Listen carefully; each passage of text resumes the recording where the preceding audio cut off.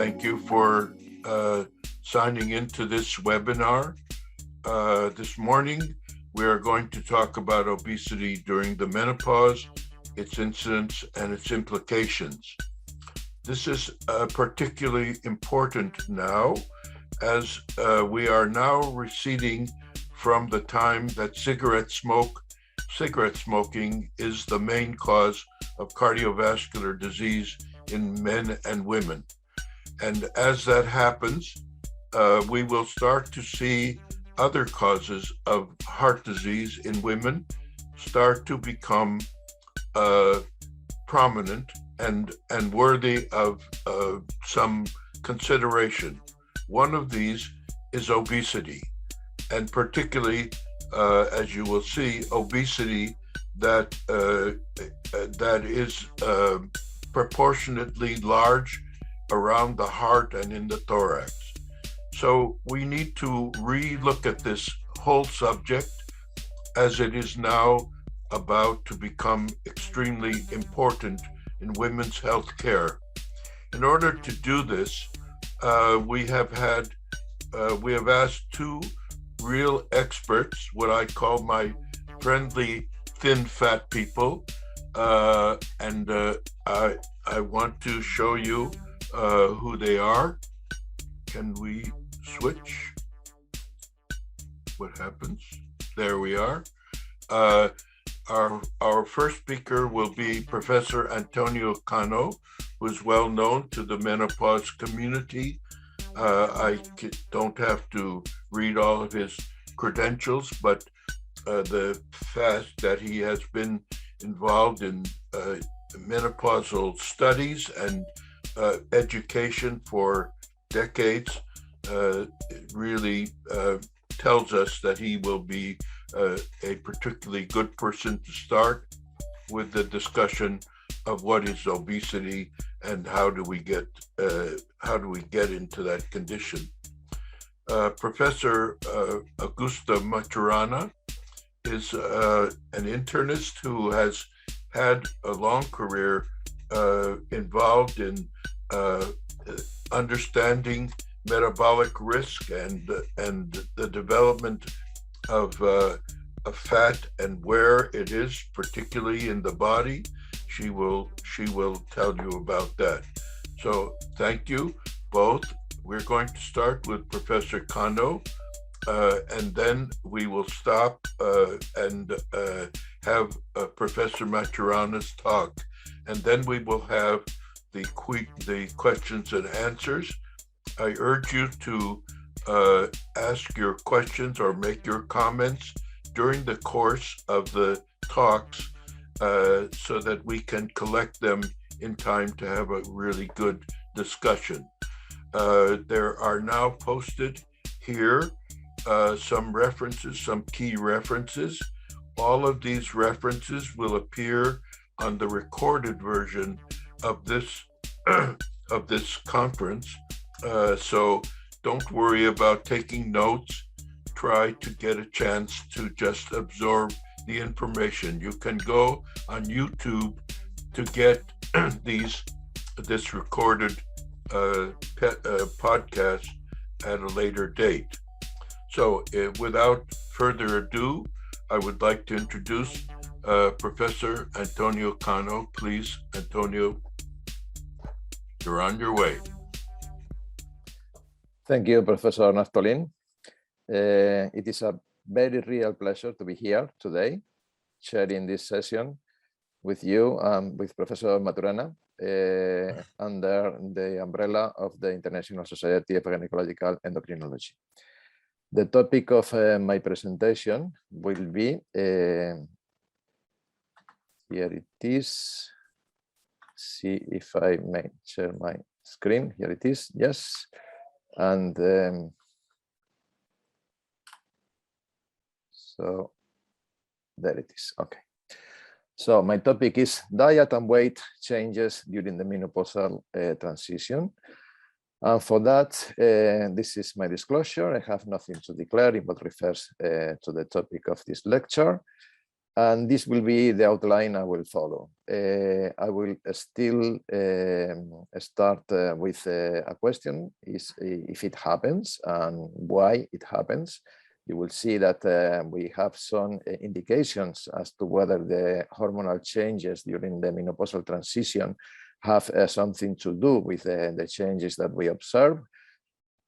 Then we will comment about potential strategies, and for that we will say a few words about hormones, just because, as I said, there is a link between the hormonal changes and the changes in weight and the structure of the body. And then lifestyle intervention. And for that, I will directly go to diet and to the Mediterranean diet, because it seems it is a very good option for managing those changes during menopause. There is an excellent position statement which has been published by the European Menopause and Andropause Society in Maturitas in 2020, which was in the references that I was presenting to you. Okay, so I will start with this chart, which is actually from the OECD, showing which is the evolution of weight across countries in the latter years, and also the projection until 2030.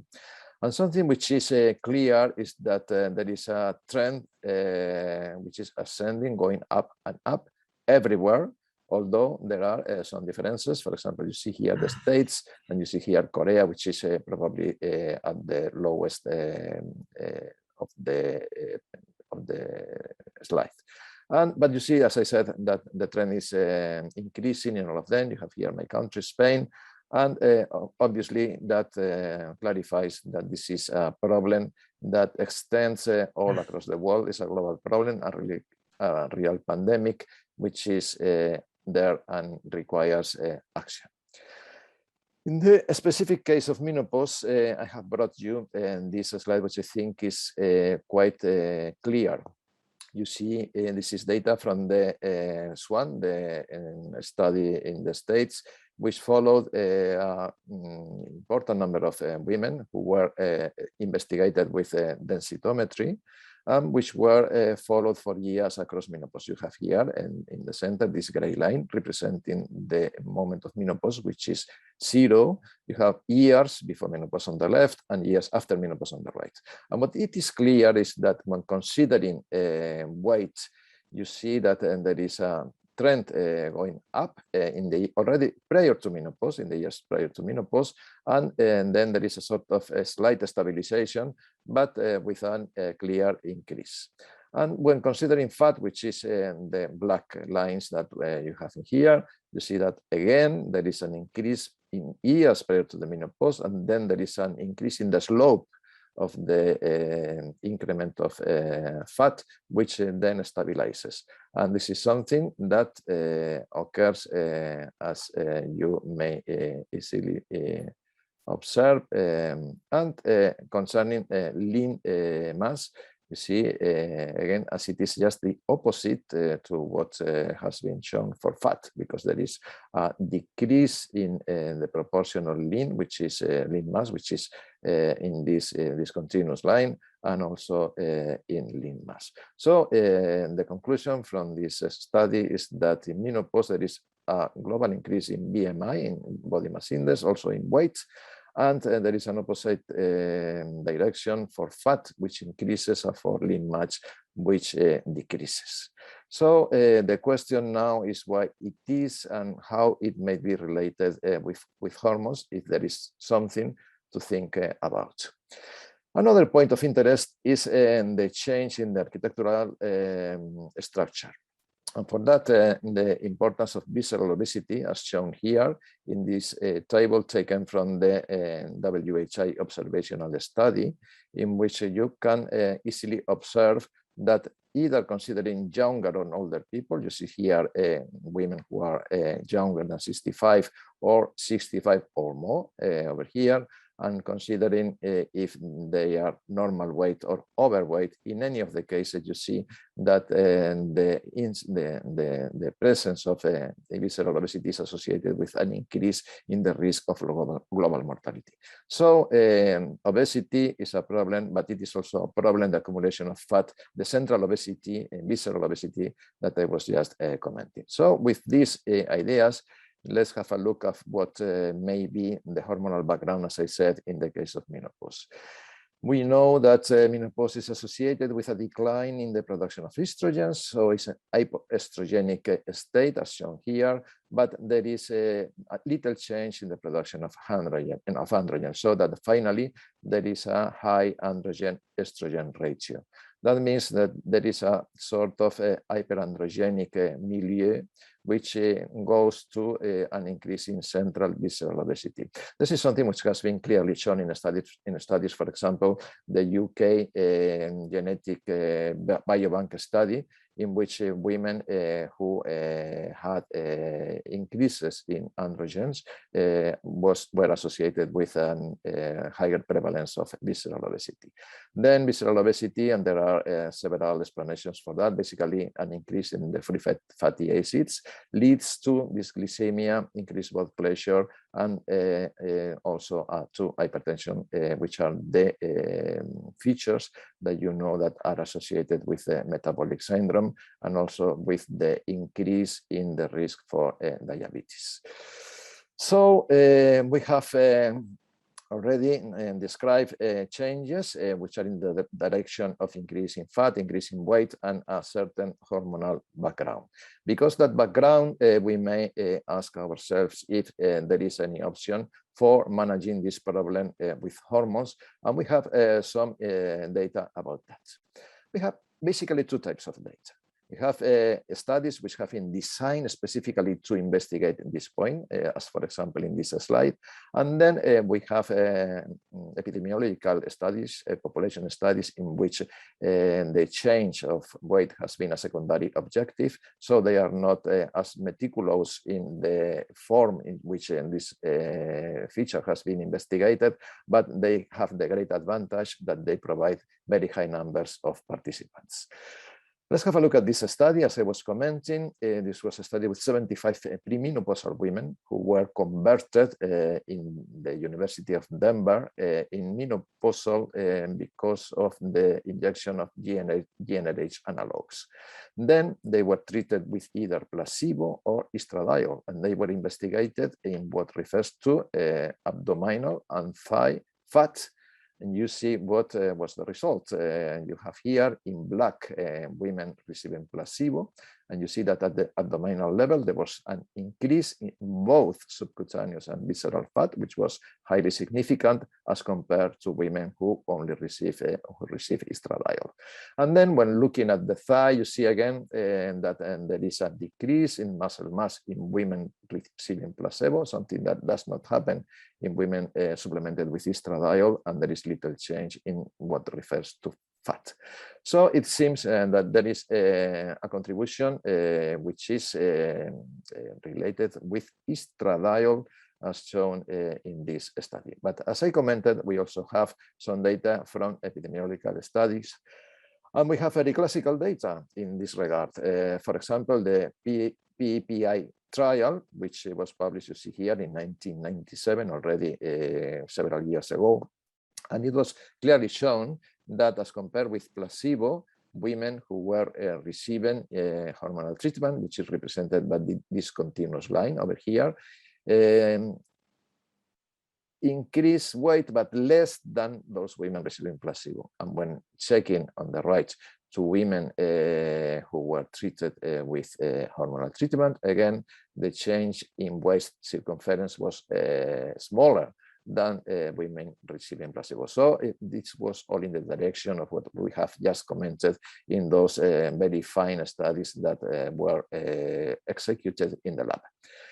We also have the HOPE study with 822 women, and you see here that as compared with any form of hormone therapy, you have here the different combinations that were used as compared with placebo, which is represented by this white symbol here, you see here the placebo, there is a lower accumulation of weight in those women receiving hormonal treatment.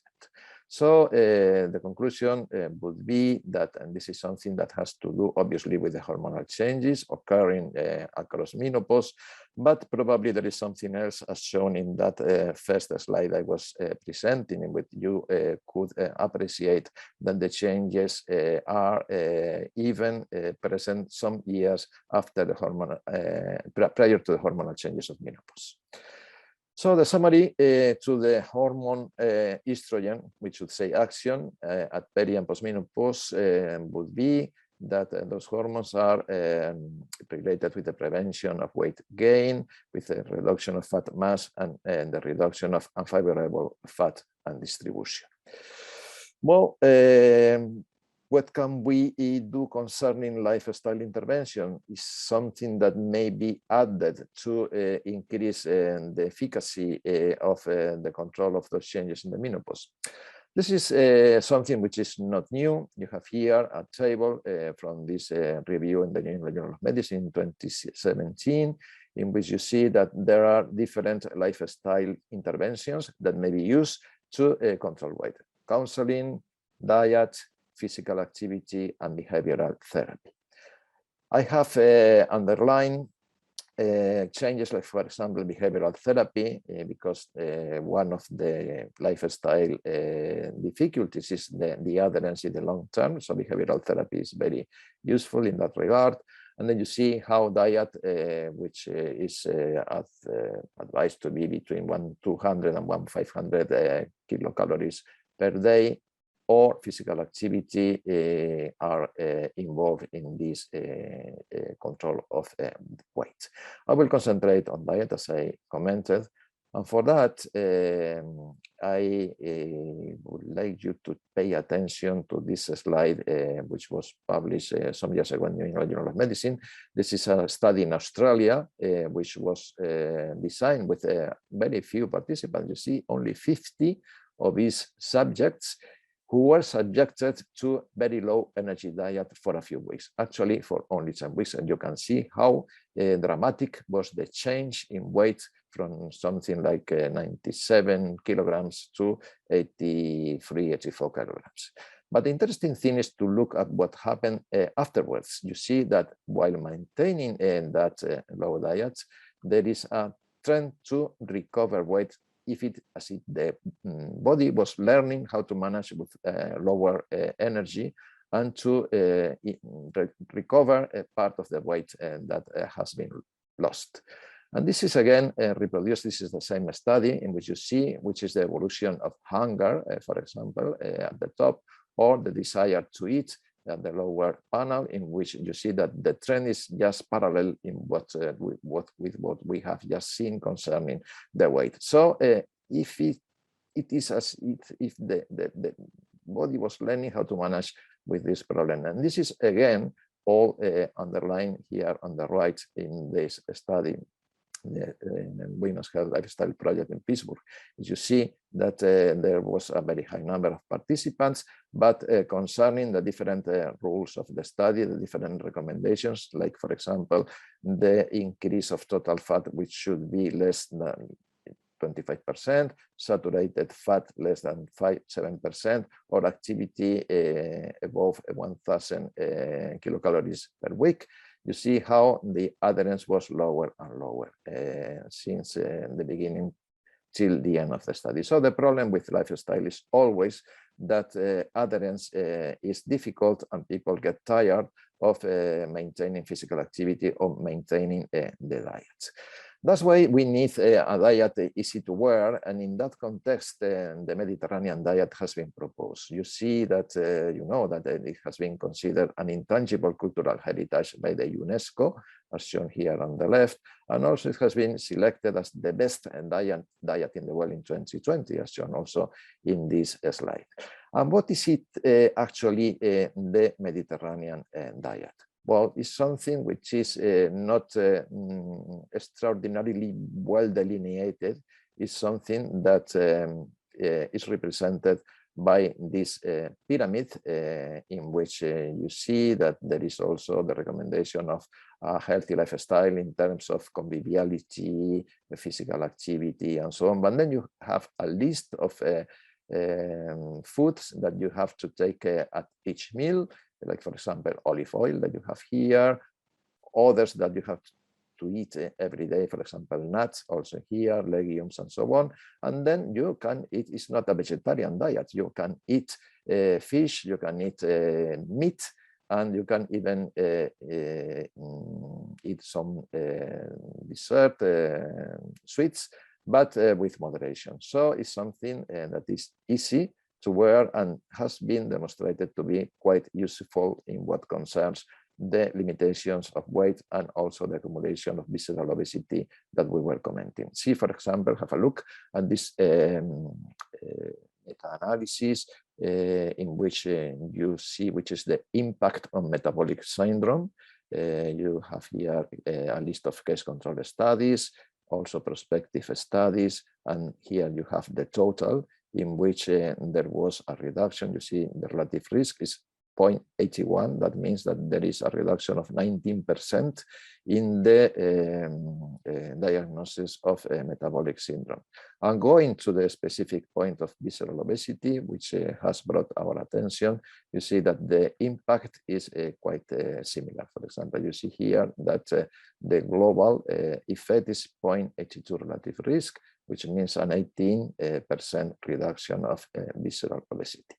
There are plenty of studies demonstrating effects which are similar to that they have presented. I have brought you only a few of them. For example, the Cardia study, which is a multi-ethnic study that has been followed for 25 years.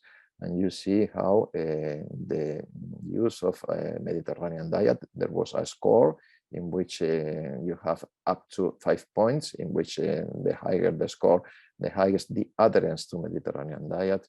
And you see in the category of different, you see here the abdominal obesity, but also the elevated blood pressure, that triglyceride, low HDL, and elevated glucose. And you see that as compared with the score 1, only one more step, score 2 already was associated with a reduction in abdominal obesity, drastic reduction from 59.4% of participants to 40.2% of participants, and similarly for all the other features of the metabolic syndrome. I have brought you also this particular study because this was very well executed, a very fine design. It was an 18-month randomized controlled trial on 278 sedentary adults with abdominal obesity or dyslipidemia who were investigated with densitometry.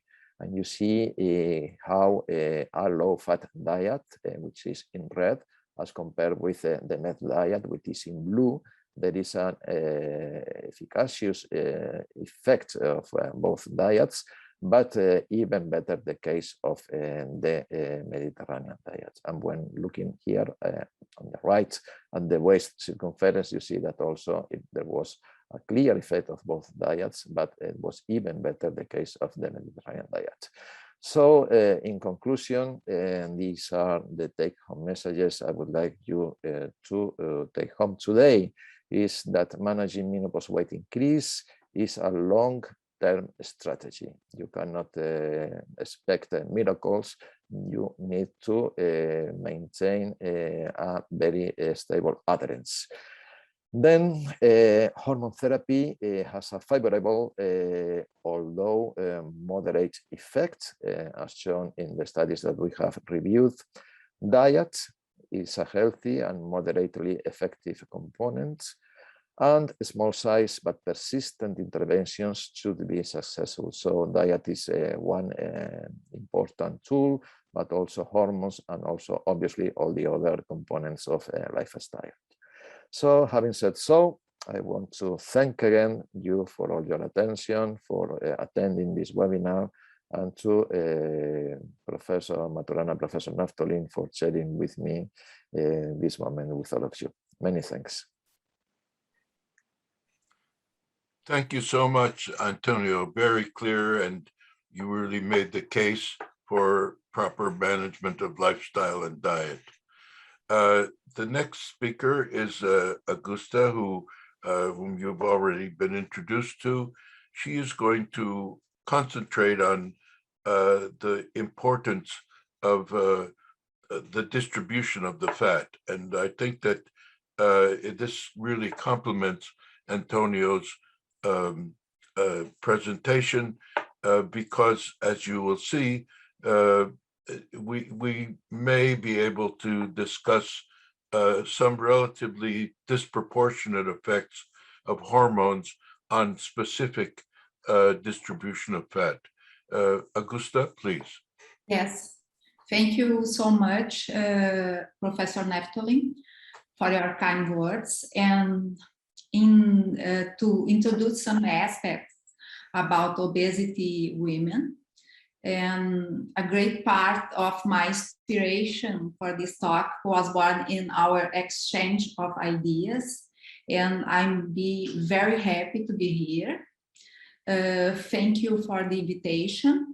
And it will be difficult to speak after Professor Cano presentation by the brilliant presentation, but let's talk. Can you see my screen? Yes. Yes. Yes. As Professor Cano has shown, we have a pandemic or a syndemic, how other authors of obesity spreading in the world. And maybe this can be explained in part by the fact that obesity has been considered a risk factor for the development of several diseases. However, currently increased evidence have demonstrated that obesity has a chronic and progressive disease per se. Current obesity has been defined with the use of simple calculation of body mass index or BMI. But obesity is a heterogeneous condition, and calculation of BMI, while easy to perform it in a clinical setting, can obscure issues such as risk for disease and limits diagnosis and management of considerations. And there is a spectrum of risk observed among individuals with similar BMI. Why this? Why? Because it is related, because obesity impact is related especially by first by body composition. Body composition is mainly the relation, the proportion between lean mass and fat mass. Muscle is a good factor into metabolism, and the other side, fat has no good fatting. Has data from imaging or fat deposit amounts, it has become, it can be clear. And the other thing is the impact of body fat is related to body fat distribution. White adipose tissue deposits, the mainly white adipose deposits are CAT or subcutaneous, and VAT, visceral adipose tissue. While SAT is considered protective, VAT is associated to metabolic disease and considered metabolic detrimental, as it produces pro-inflammatory mediators. In this sense, some localizations of fat deposits is worse, like intrathoracic fat and intra-abdominal and specifically hepatic fat. There are sex difference in relation to fat deposits. In normal age, in normal age, total fat mass increase and have a peak between 60 and 7 decades. And on average, premenopause women have a higher percentage of fat mass and higher localization in lower body, in subcutaneous adipose tissue, while men have a lower percentage of fat and higher VAT and central fat. But this becoming change with the menopause transition. These data are shown by Dr. Cano, and I will pass quickly in these slides, but age and fat compartments change during menopause transition. In these studies published by Sowers and colleagues, change of body composition during menopause transitions is demonstrated. In this graphic, we can see the relative change of body composition, and especially in higher of waist circumference and fat mass. In this table, we can see that fat mass increase more than weight and BMI during this period. In the same form, change in body composition and weight during the menopause transition was published by Grindale with Swan study data. And in this, we can see the weight, the increase of weight, and the decrease of fat mass during menopause transition, and the fall of lean mass during this period. Then, at the start of menopause transition, rate of fat gain doubled and lean mass declined, leading to a 6 total gain in fat mass over the 3.5 years. And then proportionally, the increase in fat mass is much higher than the absolute weight gain, because it is accompanied by a loss of lean mass.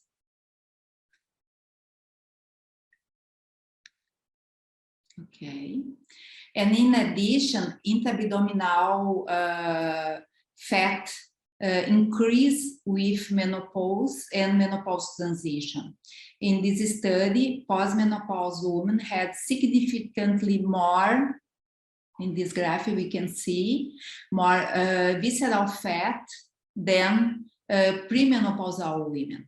And these studies was made with DXA, and the volume of visceral fat or intra-abdominal fat is higher compared post and premenopause women.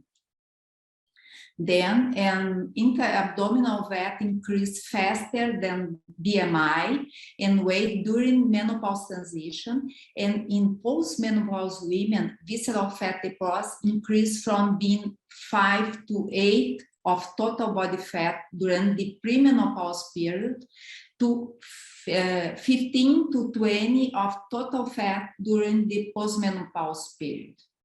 Then these data highlight we need an accurate test to measure ectopic fat, such as DXA, to enable good evaluation of cardiometabolic risk in this group of patients. Heart fat deposition has been linked to cardiovascular risk.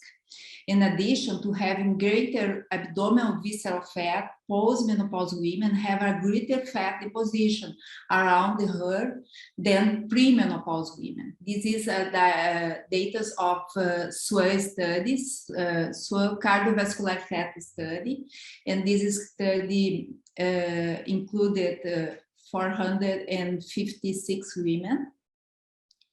62% in pre or early perimenopause, and 38 in late and peri-postmenopause, and CAT scans was made to measure intrathoracic or cardiac fat and special localizations: epicardial adipose tissue, paracardial, one kind of index with total heart adipose, and the sum of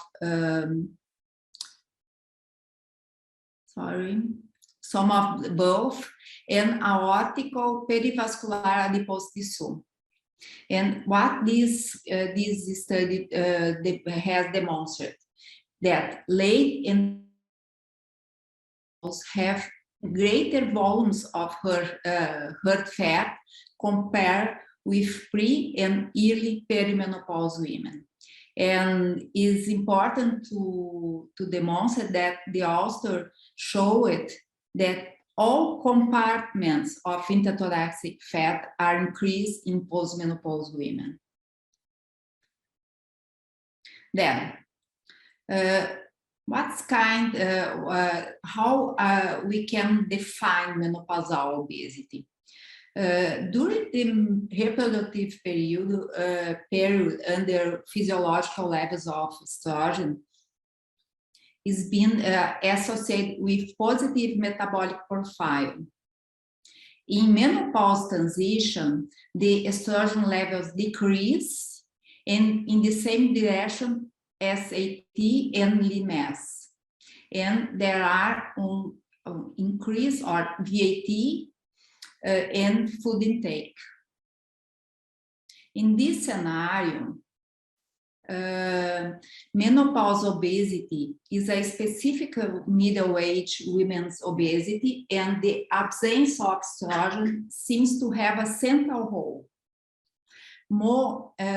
Or menopause obesity is a special obesity related to a set of factors associated, and loss of lean mass, increase of fat mass, and rise in the ectopic fat deposition. Then the metabolic impact of menopause obesity is not the absolute amount of fat gain during menopause transition and postmenopause period, but seems to be directly related to ectopic fat.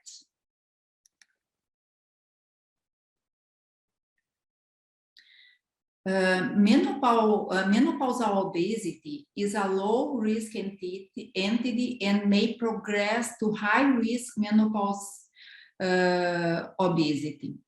And the increase of VAT has a central role in this process.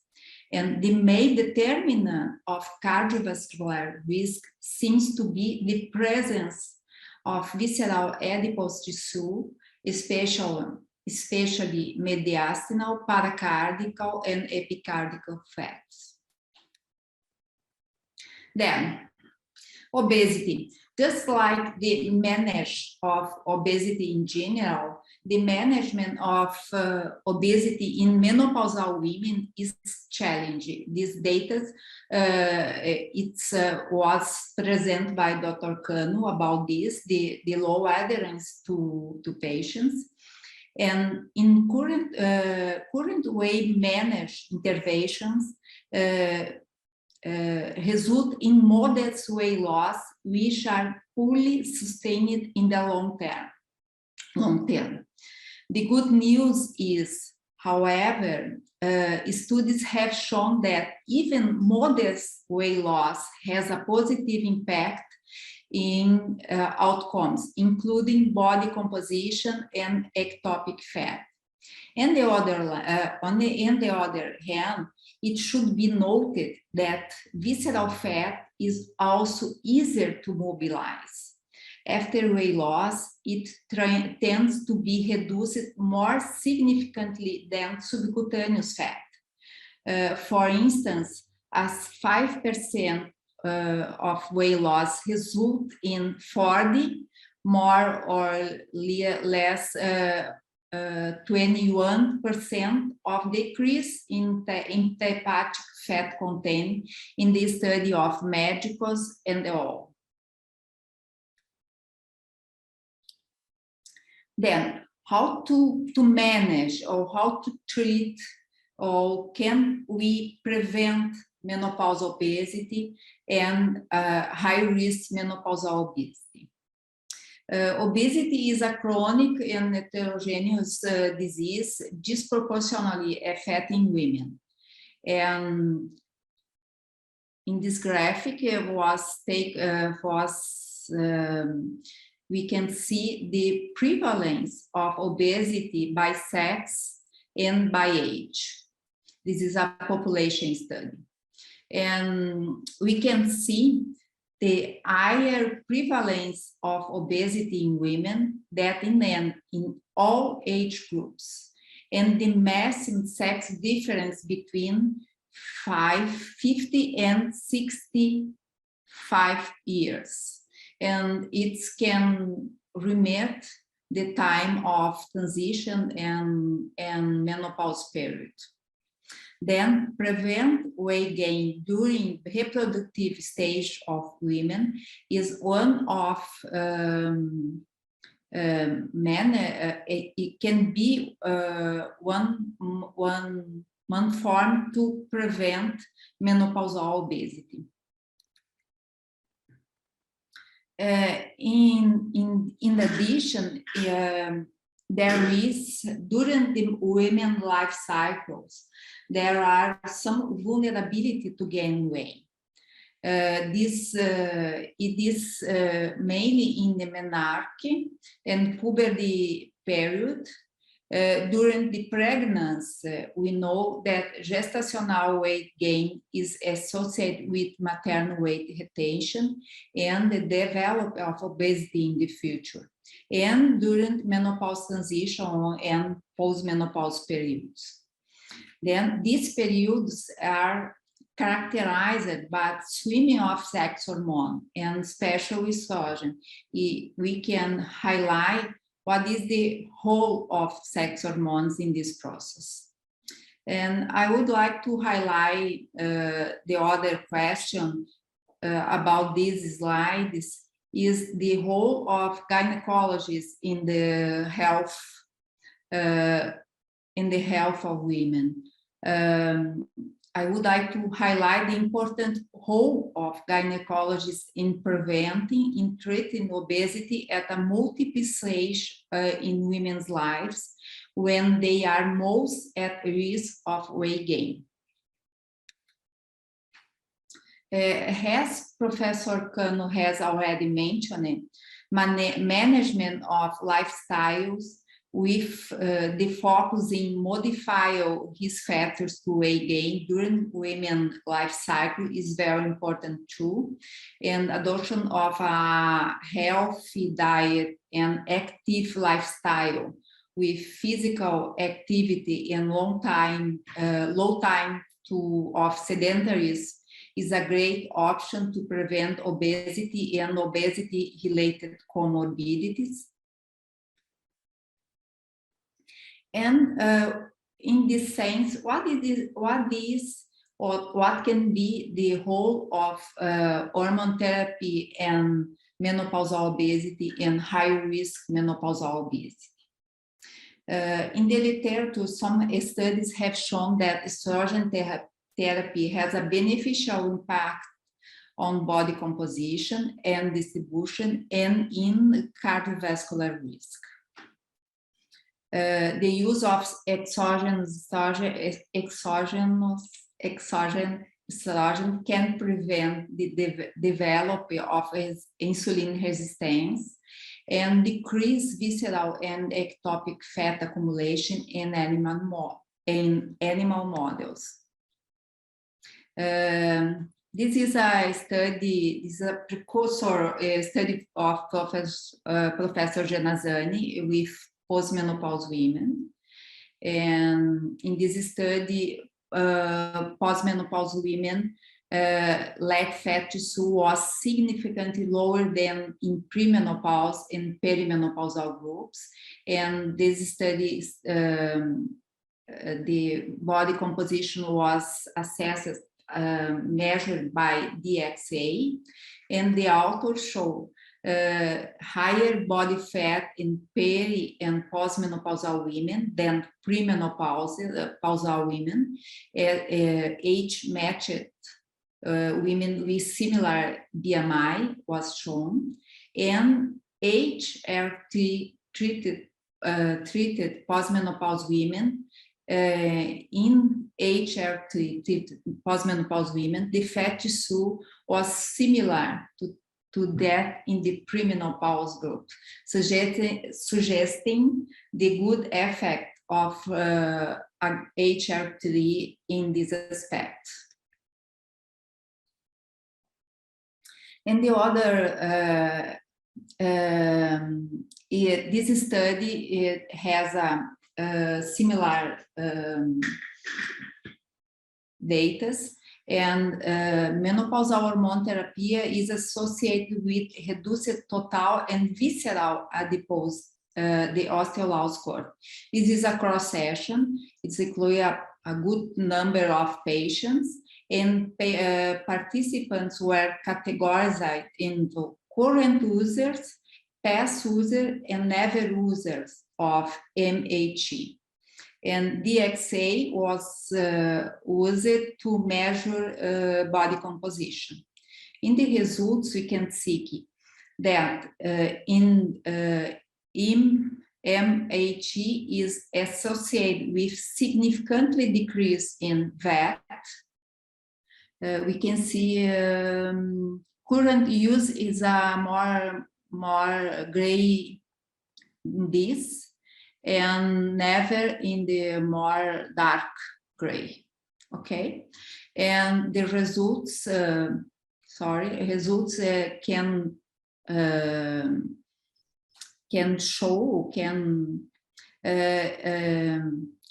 that MHE is associated with significantly decrease in VAT and BMI and android fat mass, and no benefit in this detect for lean mass.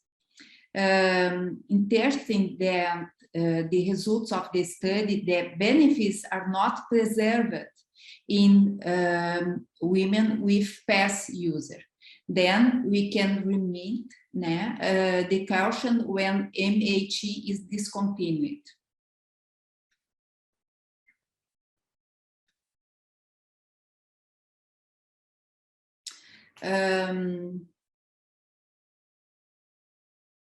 Impact of HE on heart fat. This is a beautiful data of KIPS trial, and the fat of surrounding the heart seems to be more detriment for cardiovascular risk than other fat deposits. This publication of KIPS trial included 700 and turn off 700 early menopausal women, and the oral conjugated with estrogen was used, and transdermal 17 bet schedule compared with placebo. ECAN scan was used to quantify heart fat. And this graph, you can see the results. Okay, oral conjugate equine estrogen may slow epicardial adipose tissue accumulation in recently menopausal women, compared with women on placebo. Women on oral conjugate equine estrogen estrogens were less likely to have any increase in epicardial adipose tissue. I would like a moment in this only to highlight menopausal obesity is a low risk, but it can be high risk menopausal obesity. And this, in this sense, visceral adipose tissue seems to be a central role. And summary of HE action around menopause. HE prevention of weight gain, have a positive impact on body composition, and have a positive impact in, it's a double, and a positive impact in the ectopic fat. And the fall of estrogen can be related with the rise of fat mass and redistribution of body composition. In the same form, the use of exogenous estrogen seems to prevent the development of insulin resistance and decrease hepatic fat accumulation in animal models and human models. Thus, the use of HE during the menopause transition to prevent a more menopausal obesity and high-risk menopausal obesity may be justified. However, although some studies can suggest this, few prospective studies have tested this hypothesis yet, and more studies are necessary to determine the role of HE use. I would like to thanks, and a special thanks to Professor Naftolin and Dr. Fabiola Sattler. Dr. Fabiola is an endocrinologist in Brazil, my colleague, and collaborator in develop some aspects of this work, in special the figures. Thank you so much.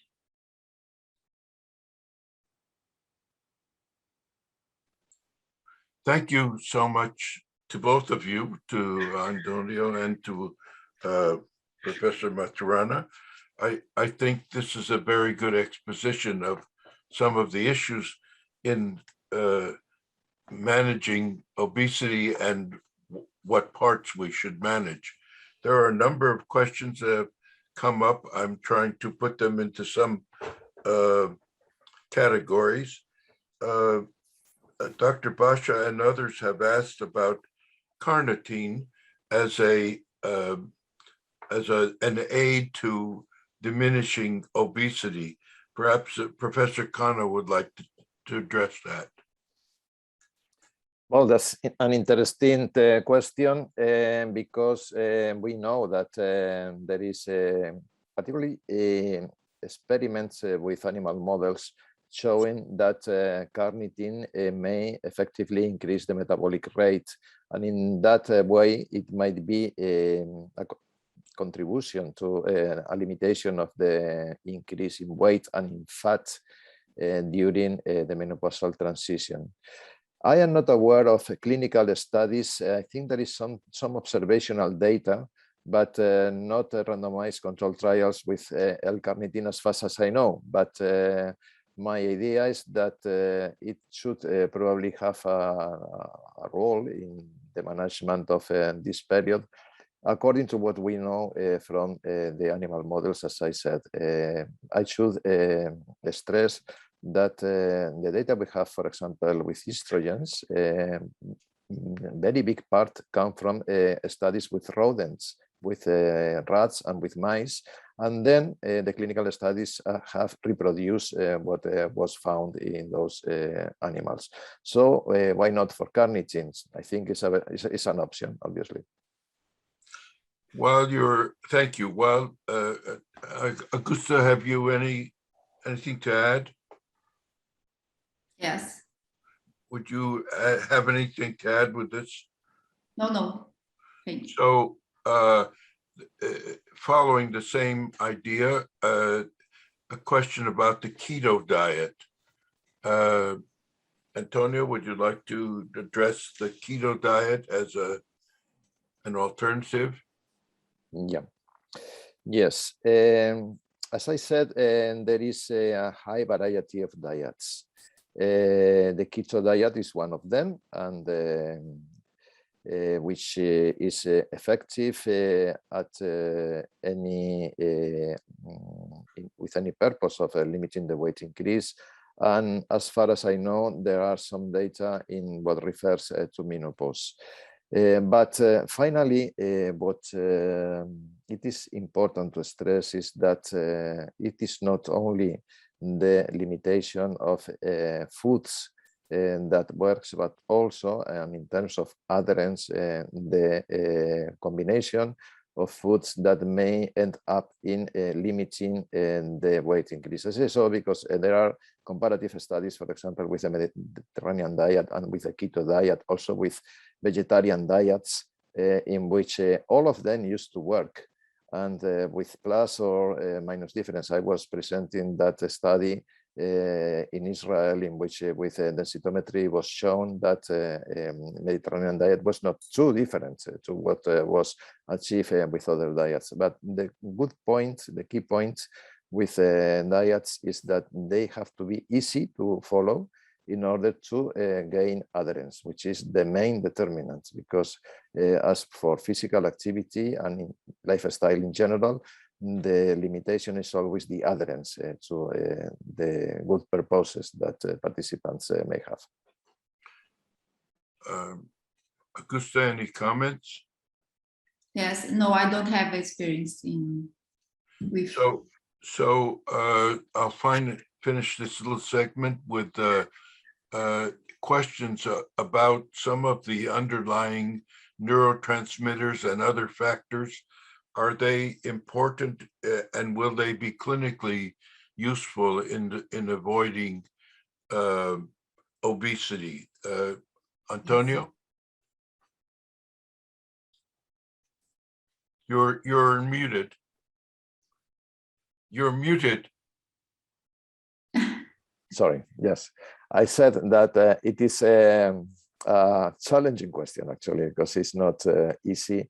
But yeah, there is some data showing that when dieting and decreasing weight, there are changes in several, not only adipokines, which is an area also of interest, leptin, for example, ghrelin, for example, which used to decrease in parallel with the reduction of the decrease in weight.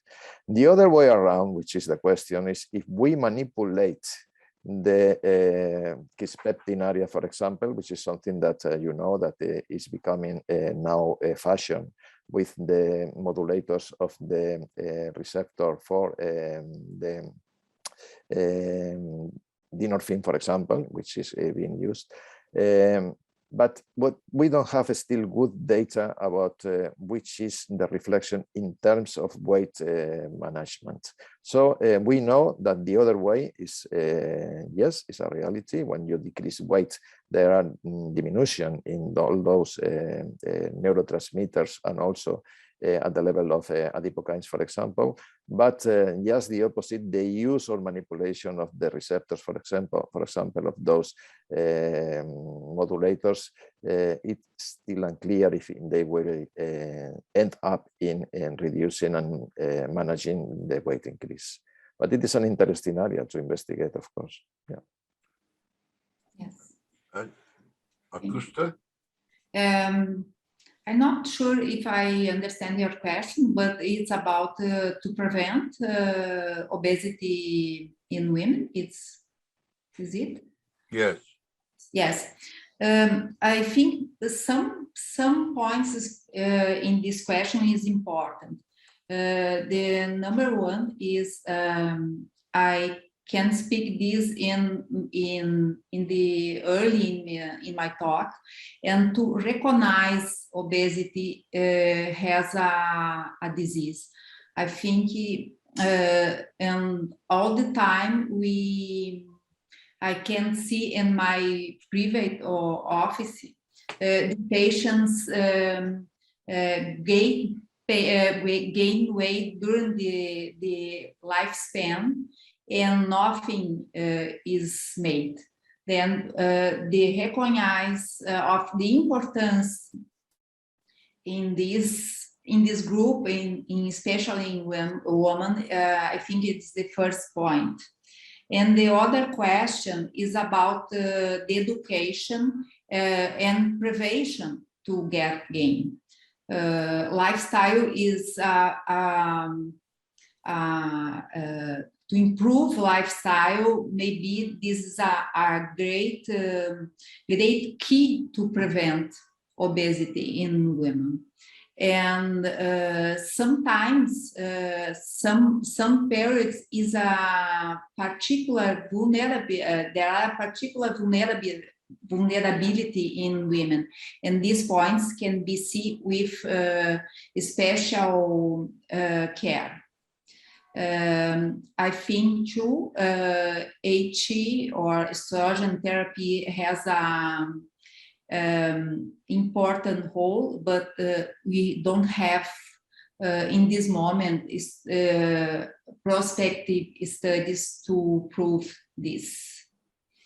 There is an ocean of attempts to pharmacologically manipulate the leptins and other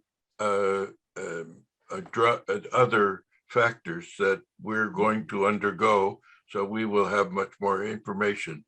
I'm now going to switch to questions about the use or the mechanism for high-risk obesity, high-risk obesity.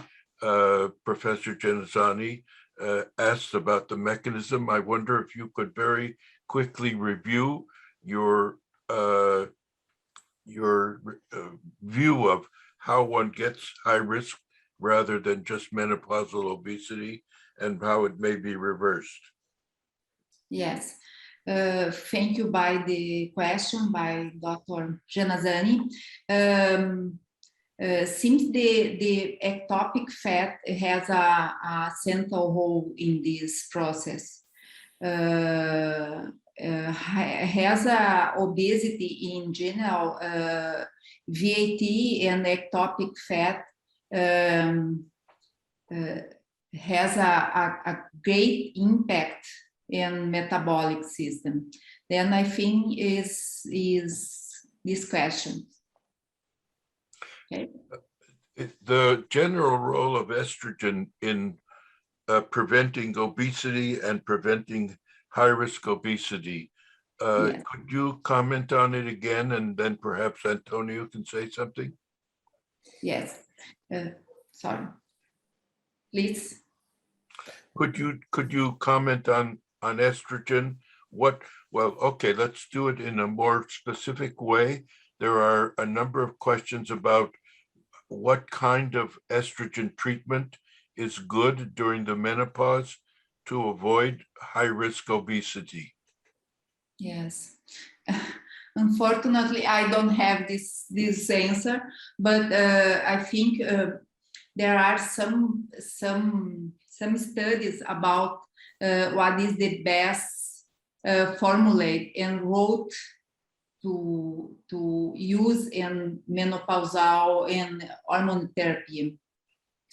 If the patient have, I would like to do a parents, and we have maybe a question about progesterone. It can be important. I mean, what is the role of and the progesterone can be take off the good effect of estrogen. But in terms of studies, I don't have this answer this question. I don't know because we don't have studies. What is the best estrogen to prevent MO to high risk MO? I don't know. I would like to ask you to your opinion, Dr. Naftolin. Progesterone, well, my opinion is that progesterone works by inhibiting expression of the estrogen receptor. So you are inhibiting estrogen action every time you use a progestin. So therefore, in the context of avoiding the or the effect of estrogen in protecting against either menopausal obesity or high risk menopausal obesity, one should definitely avoid any progestins because they will block the effect of the estrogen. And there are compounds on the market now which don't use a progestin for menopausal hormone treatment. Equal, the use of basodoxifene with estradiol, or estradiol alone, or estrogen alone with the careful monitoring of the uterus is permissible because the risk, of course, is for endometrial cancer, but this can be guarded against by simply doing ultrasound to see if the endometrium is being activated. So there are many ways to avoid the poisonous effect of progestins, and I definitely feel that should be avoided.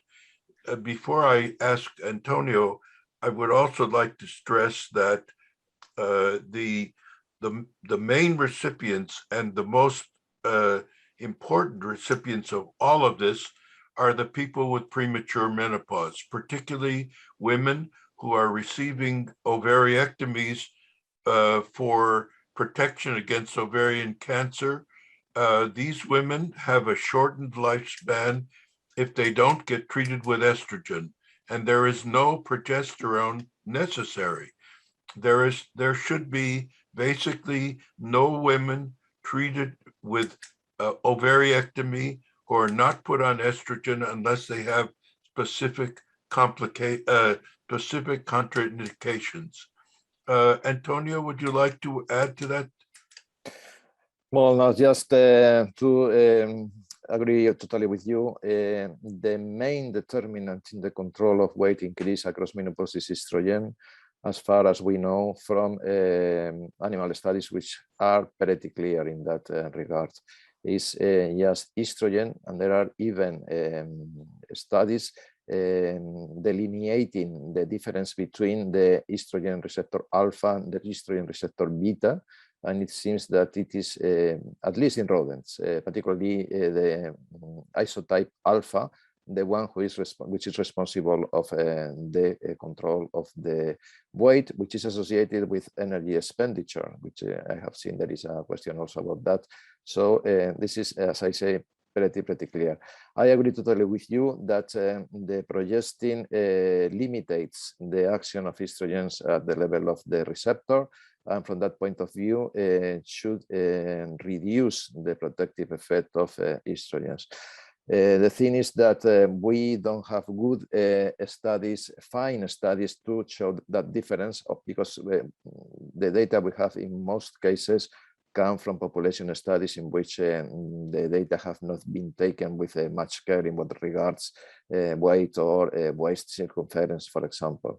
So if you look, for example, at the data of the HOPE study, or even the PEPI trial, there are not enormous differences between women with and without progestin, but certainly there is a pathophysiological basis to support that progestins are a limitation, and particularly, I should say, those progestins that have some affinity for receptors other than the progesterone receptor. I'm thinking, for example, of medroxyprogesterone acetate, which has affinity for the glucocorticoid receptor, for example, and from that point of view, has no good message in terms of weight control, because we know that corticoids actually increase fat and weight.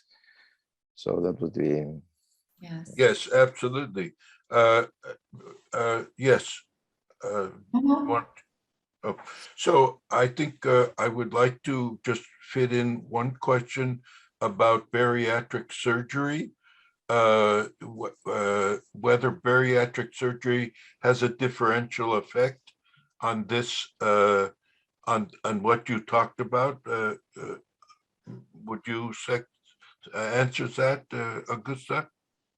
Yes, bariatric surgery has a part of approach to treatment of obesity. And as I know, I don't know specifically what obesity in menopausal women, but it is a good established or well established in the approach of treatment of obesity, and we have to be in the first line. You need to improve lifestyle, and the second, in the patient with overweight with comorbidities or obesity, we must to use pharmacotherapy, and we have bariatric surgery for some case.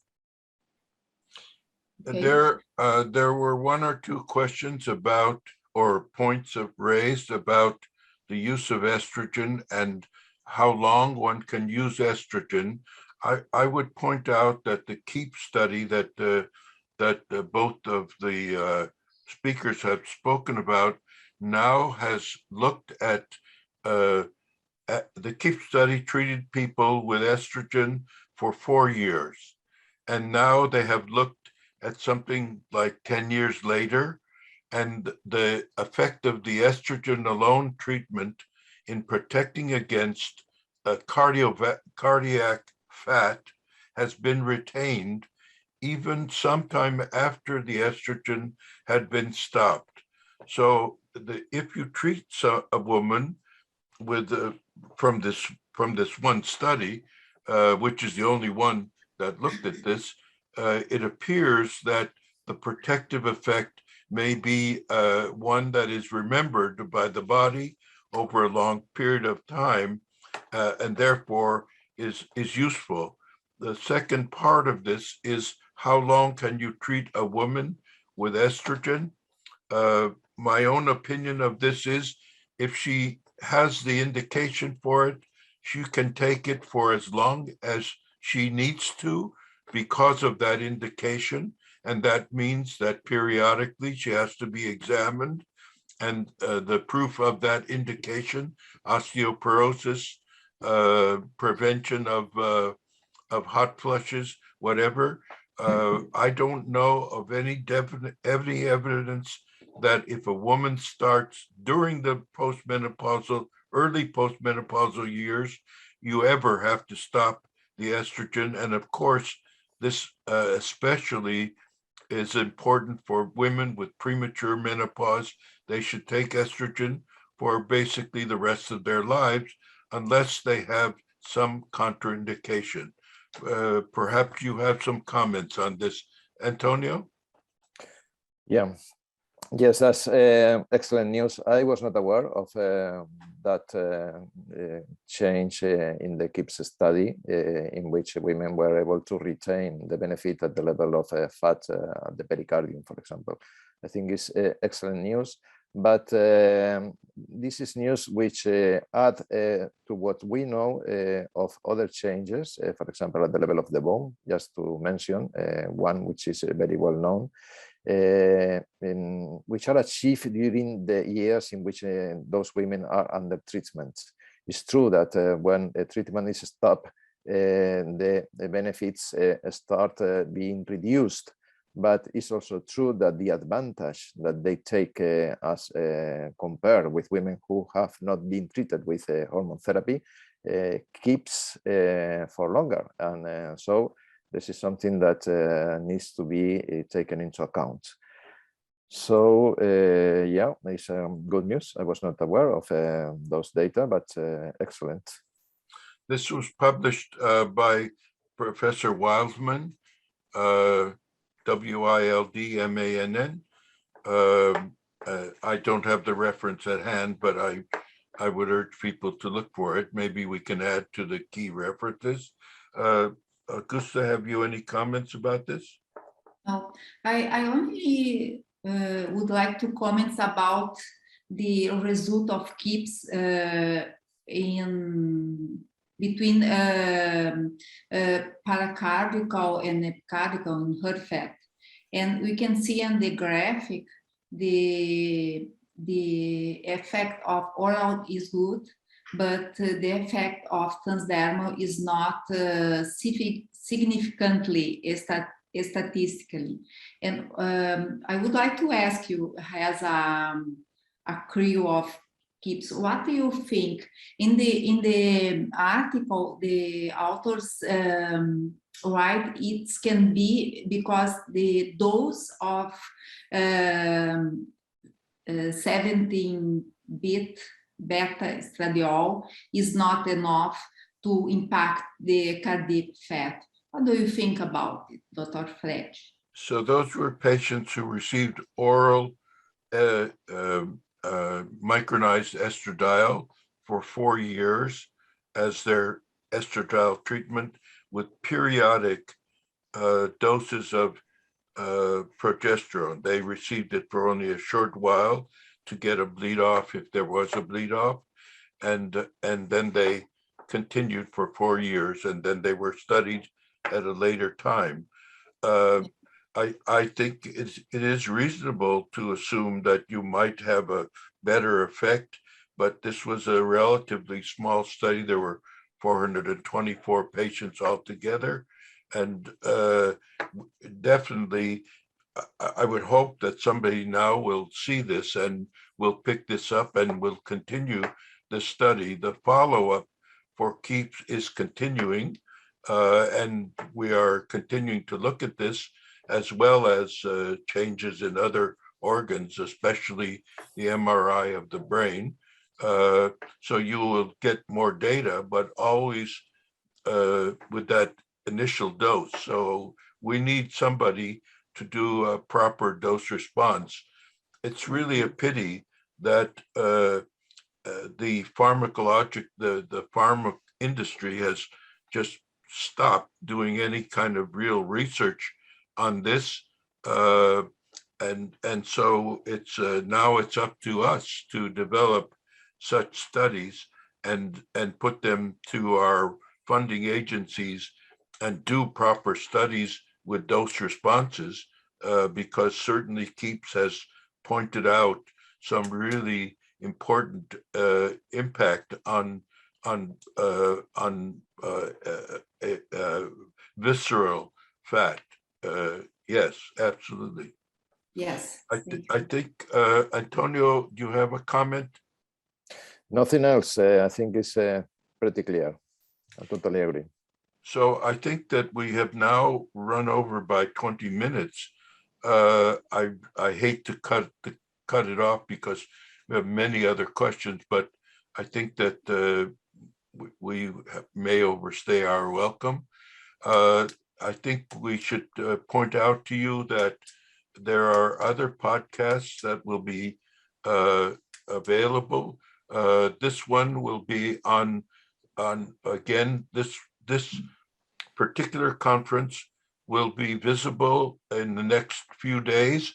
You just go to YouTube and you look for it under ISGE, and it will be there for you to look at, to get the references, to write us nice letters or nasty letters, whatever you prefer. And then I also want to point out that you can see here that there are upcoming events. There will be more of the same podcasts with, of course, different topics with really superb speakers. And then finally, I want to be sure that you're aware that the ISGE meeting Congress will be held, we hope, unless some other variant stops us, in May, which is an unusual time for the ISGE meeting, but it means that it will be warm in Florence and everybody will welcome you. And so I hope to see our friends in May in 2022. Again, I want to really thank both of you. This was a wonderful presentation. Thank you. Bye-bye. Thank you to you.